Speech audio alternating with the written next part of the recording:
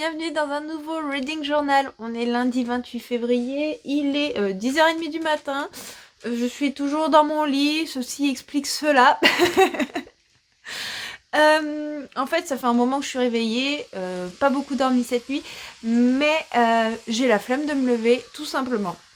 Mais la grosse flemme, vous savez bien. Et hier soir, j'ai terminé un ovni et là, je suis dégoûtée parce qu'il faut absolument que j'attende ma paye pour pouvoir me prendre le tome 2.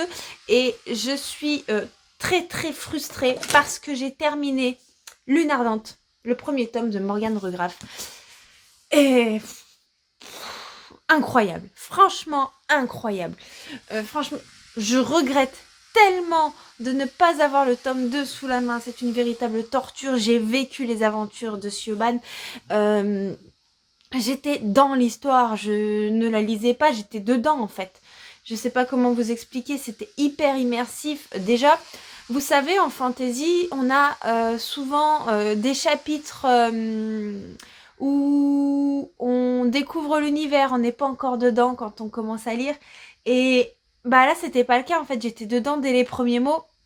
Souvent, il me faut 4-5 chapitres avant d'être vraiment dans une immersion, que les choses se mettent en place, que j'arrive à m'attacher au personnage. Là, c'était tout de suite le cas. Alors, on suit Siobhan. Siobhan est la princesse Sombre Lune. Les Sombres Lunes sont en désaccord. Il y a des guerres depuis des années avec les Sangs de Soleil.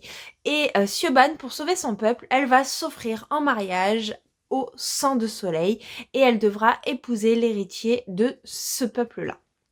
Sauf que sa vie dans ce peuple-là sera très compliquée. Elle va devoir se confronter aux mœurs de ce peuple. Elle va devoir,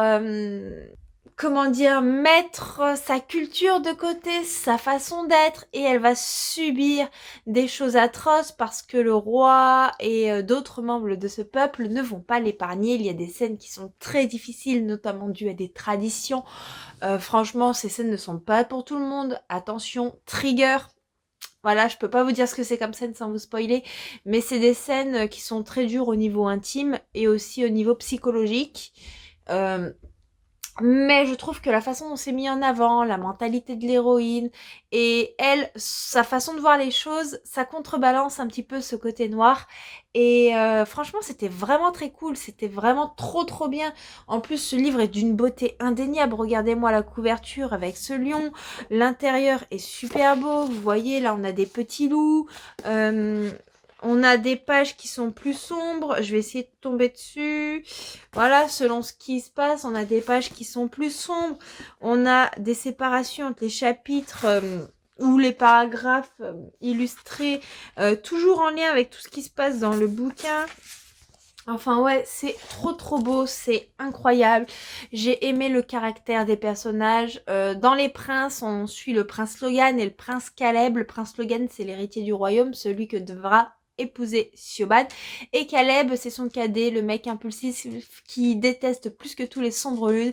Et pourtant, malgré le fait qu'il déteste les sombres lunes, il va y avoir cette attirance avec Siobhan. Et Siobhan, elle va essayer d'être, on va dire, une épouse modèle, tout en gardant sa personnalité.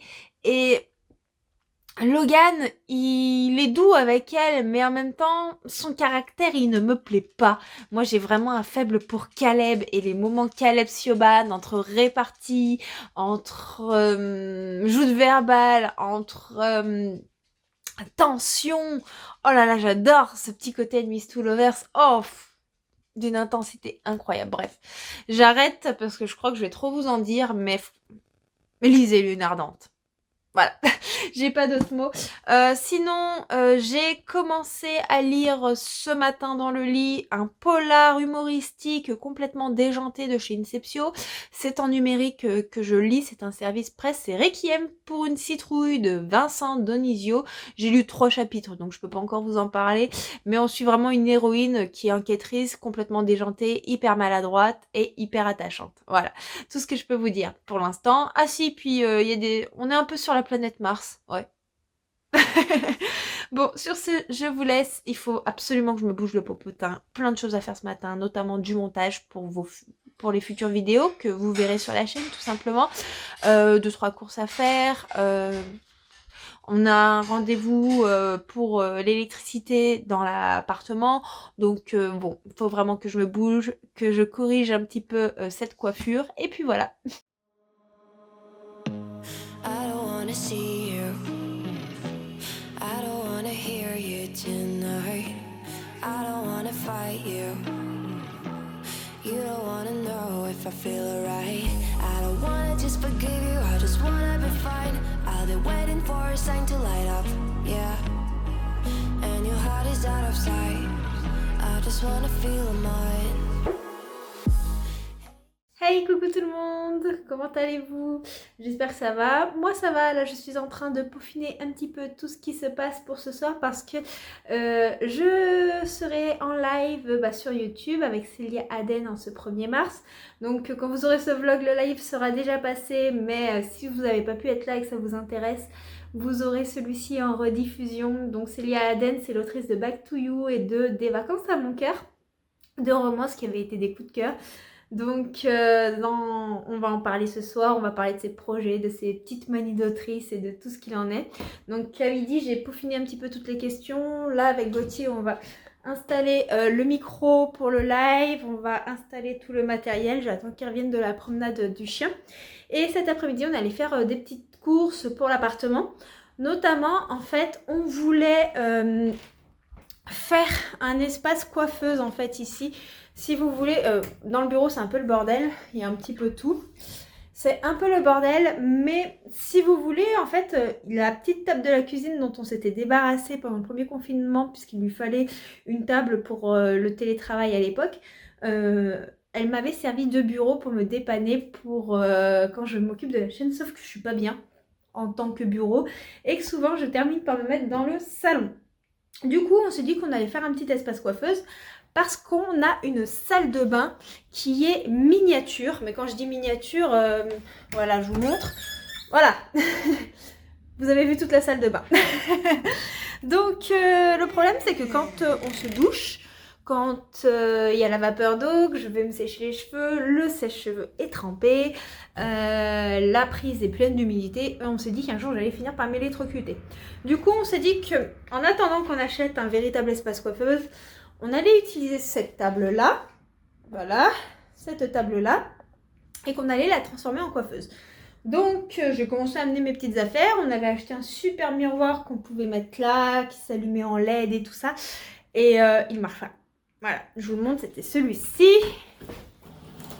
Voilà, et en fait le miroir ne marche pas du tout. Enfin si, il marche, mais il faut bouger les fils qui sont à l'arrière. Donc c'est un peu moyen, donc on va le ramener demain, enfin Gauthier le ramènera parce que moi je bosse demain. Et donc un petit peu dégoûtée. J'espérais pouvoir me faire mon petit espace et tout. Et je me suis dit que si j'avais vraiment besoin d'un bureau, là vous voyez il y a ma table de dessin où tout est en vrac, là avec mon dessin en cours. Et il suffit que je la range et ça peut me faire un bureau. Et quand je veux dessiner, je ressors mon matériel. C'est juste que je préférais avoir deux espaces distincts parce que ça m'évite de ranger mes crayons, ça m'évite de rechercher un petit peu tout, mais voilà. Donc là c'est un petit peu le bazar, mais si je veux vraiment avoir un espace pour travailler, bah, j'ai ce qu'il me faut aussi dans le bureau. Et en plus la table elle se soulève, je peux l'incliner, donc niveau confort et tout ça, bah, c'est top quoi. Donc voilà. D'ailleurs, je sais pas si je vous avais montré, à l'époque j'avais les cheveux blonds, j'avais un peu plus de poids, mais ça c'était ma rencontre avec Stanislav Janevski, qui est l'acteur qui joue Victor Crumb dans Harry Potter. D'ailleurs, il m'a fait une autre dédicace ici, je l'avais rencontré au Hero Festival il y a 3 ou 4 ans, je sais plus quand c'était, à Grenoble. Et du coup, bah, j'avais fait toutes les dédicaces avec lui, j'avais pris le summum quoi. Du coup, voilà pour ce qu'il en est de mon blabla. Des choses qui ne vous intéressent peut-être pas, mais bon, je partage avec vous. J'ai été aussi à la librairie, je vous ai pas filmé de rush à la librairie, tout simplement parce que, ben, il y avait trop de monde. Elle n'est pas très grande, ma librairie chouchoute, et j'ai fait 2 craquages. Je ne devais pas craquer, mais quand j'ai vu ces 2 choses-là, bah, je n'ai pu que craquer. Attendez, je vais essayer de vous poser, parce que là je vous tiens avec la perche. Ça a l'air stable. Du coup, j'ai pris le tome 2 de Daryl Ouvremonde, de Rémi Guérin et Christelle. Rémi Guérin, c'est l'auteur du roman et ça, c'est la BD qui en a été adaptée. Donc dans Daryl Ouvremonde, on suit Daryl qui est dans l'Ouvremonde justement. Vous apprendrez ce que c'est l'Ouvremonde si cette histoire vous intéresse. Je ne vais pas trop vous en dire, mais là, celui-ci est en danger et risque d'être détruit. Et donc, il faut trouver une solution très très rapidement. Et j'avais adoré le premier tome que j'avais lu il y a plus d'un an de ça, je crois. Et les graphismes sont absolument magnifiques. Et du coup, le second tome était sorti en août. Je devais me le prendre et puis je l'avais pas pris parce que j'avais pas pu me le prendre à l'époque. Et quand je l'ai vu à la librairie, je me suis dit, ah, c'est l'occasion de clôturer la duologie. Donc voilà, je vous ai fait 2-3 extraits des graphismes. Je vous en montre pas plus tout simplement parce que j'ai peur de vous spoiler comme c'est le second et dernier tome. Et ensuite, j'ai vu une des dernières sorties qui m'intéressait beaucoup. Je vous en avais parlé dans la vidéo des sorties littéraires. Il s'agit de Souveraine de Laura Sébastien, l'autrice de H Princesse, où ici on va suivre une reine qui va envoyer ses 3 filles séduire 3 princes pour pouvoir conquérir d'autres royaumes et avoir tous les territoires à sa merci. Donc des histoires de cour, des princesses, de la romance, du enemies to lovers je suppose. Forcément, ça m'intéresse. Voilà pour ce qu'il en est du craquage, du petit blabla.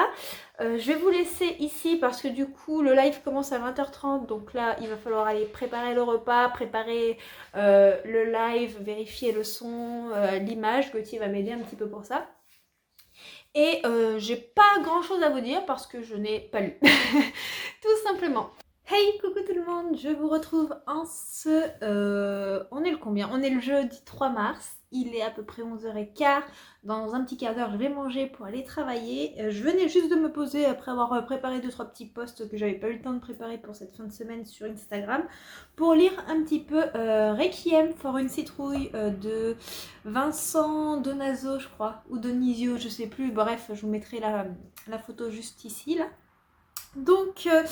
je vous avoue que j'ai beaucoup de mal à me concentrer sur cette lecture. Non seulement il y a eu beaucoup d'aléas au niveau de la vie privée qui a fait que j'ai pas pu me poser pour lire comme je voulais, mais ce livre diffère totalement de mes lectures habituelles et du coup je vous avoue que c'est très très déroutant. Nous sommes dans un polar, je lis très peu de polar et on suit Sam qui est détective, mais une détective très très très maladroite.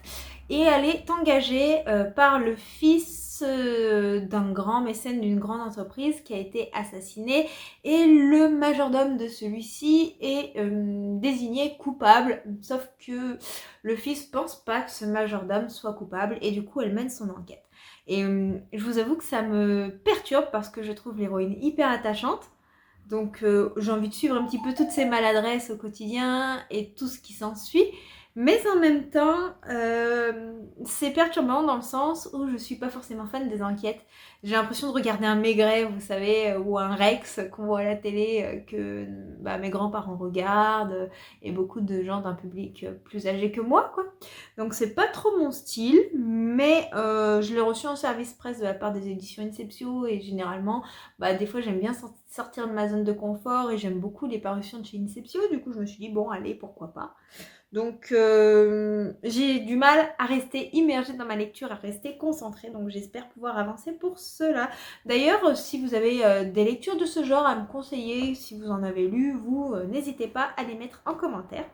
Voilà pour ce qu'il en est de mes lectures. Là, si vous me voyez par terre, c'est normal, il y a un rayon de soleil. Je suis comme mon chien, vous voyez. Je vous montre juste ici. Hop, il est sous mes jambes. Dès qu'il y a un rayon de soleil, il faut qu'on se pose à l'endroit où il y a le soleil. Ça fait de la chaleur et voilà. Bon, sur ce, je vous laisse ici pour ce sujet-là. Ah oui, je vous avais parlé mardi du live qui a eu lieu avec Célia Aden. Il s'est super bien passé, je suis très très contente. Bon, on n'était pas nombreux en live, mais celui-ci est en replay si cela vous intéresse. Et on a parlé de beaucoup de sujets très intéressants, de ses romans actuels, de son futur roman, des projets et des thématiques qu'elle souhaitait aborder, des thématiques qu'on voit pas régulièrement en romance. On a blaté aussi séries, films, enfin plein de sujets divers et variés. Donc n'hésitez pas, il est dans la playlist interview si cela vous intéresse. Hey! Je vous retrouve en ce vendredi 4 mars. Je viens juste vite fait vous parler un petit peu de mes lectures. Je n'avance pas dans Requiem pour une citrouille de Vincent D'Onofrio. Le côté enquête fait que je n'arrive pas à lire vite. Je n'arrive pas à me plonger complètement dans ce bouquin. J'aime beaucoup l'héroïne, mais j'ai l'impression, vous voyez, de lire un inspecteur Derrick, un Maigret, inspecteur Barnaby. Vous voyez ce genre de série policière, d'enquête que la génération de nos grands-parents regardait beaucoup. Tout en étant drôle parce qu'on a une inspectrice comique et maladroite, et originale du fait que l'histoire se déroule sur Mars. Voilà. Mais du coup, j'ai vraiment du mal, surtout que j'ai pas l'habitude de lire des polars, donc je pense que clairement ça impacte mon ressenti. Ça m'empêche pas de trouver ça sympa, mais voilà, c'est pas le genre d'histoire qui me botte le plus. Cependant, j'ai commencé une histoire qui, elle, est très prometteuse. Oh là là, à chaque fois que je vois le bouquin, ça me titille, puisqu'en fait, quand je l'ai reçu, il s'était pris une petite bugne dans le carton. Du coup, j'aime pas quand mes livres sont abîmés. Donc, j'ai commencé en lecture audio. Je vous montre le papier, mais c'est en lecture audio que je l'ai commencé. Alunia de Tiffs. Et autant vous dire que j'aime beaucoup. J'ai lu 5-6 chapitres. Je peux déjà vous faire un petit pitch général. Dans cette histoire, on suit Léa. Léa est morte foudroyée par la foudre et elle va atterrir dans un nouveau monde, le monde de Alunia. Là-bas, elle va rencontrer d'étranges personnes. Il va lui arriver de drôles de choses. Elle va découvrir un monde qui est assez cruel, où il ne faut pas qu'il découvre qui elle est réellement sous peine de vivre des choses très très atroces. Donc pour l'instant c'est vraiment très prenant, très immersif. J'aime beaucoup la personnalité de Léa, j'aime beaucoup le groupe avec lequel on est lors de cette aventure et j'ai hâte de revenir vous en parler plus en détail parce que franchement c'est une excellente lecture. Donc je l'ai écouté en audio parce que avec mes horaires de boulot en ce moment, j'ai beaucoup de mal à lire. Je vous montre quand même la qualité du papier. Ça m'empêchera pas de reprendre la lecture en papier quand je suis à la maison. Mais clairement, voilà, je manque de temps pour lire en papier en ce moment. Donc l'audio, c'est une bonne alternative parce que j'arrive facilement à écouter dans la voiture. J'arrive à écouter, par exemple, quand je dois faire mon ménage, des choses de la vie quotidienne, tout simplement. Je mets mes écouteurs comme là, vous voyez. Tout à l'heure, je suis allée promener le chien. En promenant le chien, j'écoutais mon bouquin, tout simplement. Et c'est vrai que je suis très, très friande de la lecture audio depuis que j'ai goûté ça il y a 1 an. Donc voilà pour la beauté de ce livre, voilà pour mes lectures en cours. Bon, je suis toujours aussi dans Harry Potter, mais j'ai pas trop dégusté les chapitres cette semaine, j'ai pas trop eu le temps. Hier, j'ai quand même eu une très bonne nouvelle, et les bonnes nouvelles en ce moment, vu tout ce qu'on entend autour de nous, il faut les partager. La très bonne nouvelle, c'est que l'assurance prend en charge le devis de réparation de ma voiture. Voilà. Donc c'est super, ça m'enlève vraiment une épine du pied comme on dit, ça me fait du bien. Du coup, de ce fait, je vais vous montrer, il faut juste que je prenne le téléphone, je vais essayer de pas tout faire trembler. Je vais vous montrer, ça va me permettre d'aménager le bureau qui est un vrai bordel comme je le voudrais parce que... dans le bureau, en fait, on a le bureau de Gauthier, on a ma table de dessin et on a tout ce qu'on ne sait pas quoi en faire. Donc là, vous voyez, là, il y a ma table de dessin, juste ici, qui est en vrai bazar. Ici, du coup, on a l'espace qu'on a fait coiffeuse pour que je puisse, l'imprimante. Là, il y a le bureau de Gauthier. Et en fait, ici, il y a tout le bazar dont on ne sait que faire. Donc là, il y a les pièces pour les réparations de la voiture de Gauthier. Mon beau-père va s'en occuper pour réparer un petit peu 2-3 bricoles qui ne sont pas graves. Ici, on a des boîtes, on a les bassines pour le linge, enfin pour l'entretien, plein de petites choses comme ça. Et donc, en fait, ici, j'aimerais mettre des meubles cases un petit peu qui, comme la bibliothèque du salon, si vous voulez, que j'avais acheté ça sans Tracor, je crois.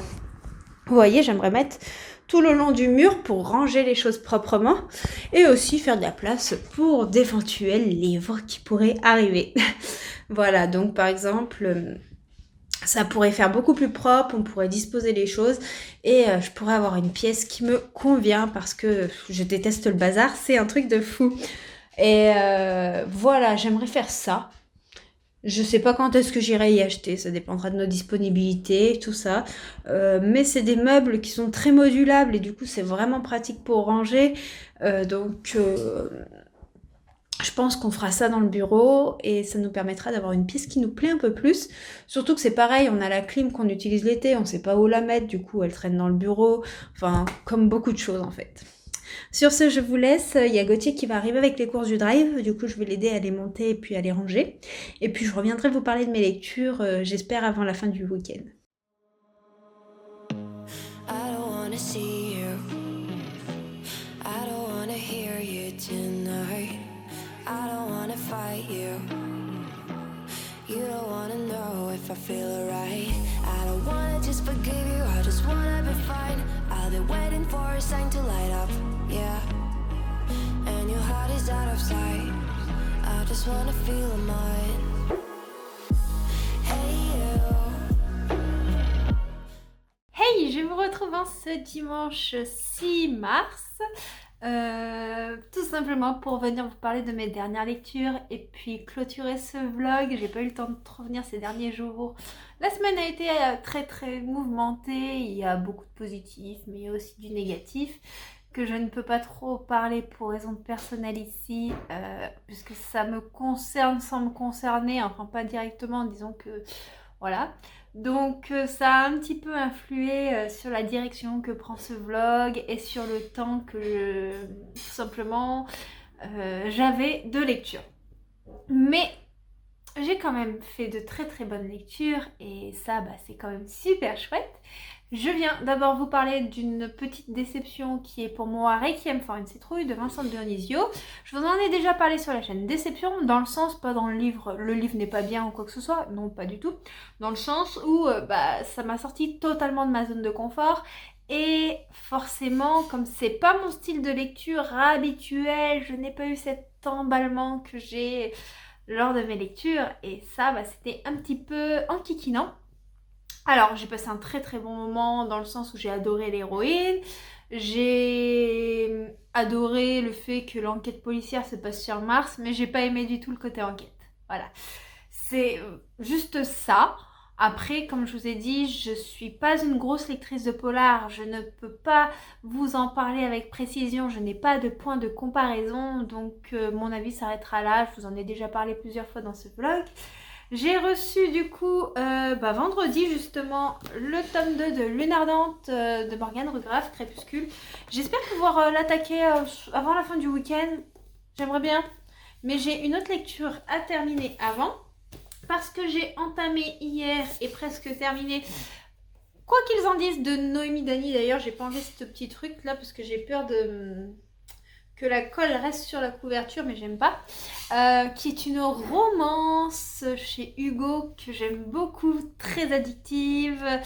Alors, on n'est pas dans le slow burn classique parce que nous sommes dans un amour de vacances qui, vous doutez, durera plus que des vacances. Mais c'est très fluide, c'est prenant, j'aime beaucoup la construction des personnages. Dans cette histoire, on suit Luna. Luna est étudiante en ostéopathie et de base, elle devait faire une fac de médecine. Mais elle a raté la fac de médecine et son père, qui est un grand chirurgien, veut que tous ses enfants aient un peu la même carrière que lui. C'est le cas de ses frères. Mais Luna, tout ce qu'elle veut, c'est travailler dans la petite enfance. Elle ne veut pas une grosse carrière. Elle ne veut pas du tout la vie que ses parents aimeraient qu'elle ait. Et comme elle n'a pas eu des notes super joyeuses, son père l'a envoyée dans la petite maison de famille près de la vieille tante que l'on ne va voir qu'une seule fois par an, pour qu'elle puisse étudier et faire rien d'autre sans moyen de locomotion à part un vélo pour aller faire 2-3 courses. Et donc dans le coin où elle se trouve, dans cette petite maison, il y a la vieille tante qui est pas très loin dans une maison à côté, mais il y a aussi Gabriel, j'ai toujours un problème avec les prénoms, ce fermier qui est papa avec une petite fille qui a eu une rupture difficile, et donc Luna va un petit peu s'incruster dans sa vie parce qu'elle s'ennuie, qu'elle veut voir autre chose, et elle va lui proposer une petite aide à la ferme. Lui, il a besoin d'aide, mais il a son orgueil, vous savez, un petit peu ronchonchon. J'ai besoin d'aide, mais je la mettrai pas, vous voyez. Et du coup, j'aime beaucoup ce personnage qui a un vécu familial quand même très très compliqué. Et j'aime beaucoup la joie de vivre de Luna et la maturité qu'elle a. Donc on suit ces deux personnages et ensemble ils sont touchants, je sais pas, c'est pas un slow burn classique, mais on n'est pas non plus dans je t'aime au premier regard, vous voyez ce que je veux dire. Et je trouve ça quand même très très chouette, c'est très immersif et j'ai très très hâte de le finir. Mais avant, je vais consacrer mon après-midi à faire du montage vidéo pour que vous puissiez avoir la vidéo de mercredi et vous monter le vlog en cours. Parce que demain je n'aurai absolument pas le temps. Demain on a une journée prévue avec des amis, donc qui sont en congé. Moi c'est mon repos. Gauthier pour raison personnelle est à la maison en ce moment, donc on va essayer de passer un agréable moment tous ensemble.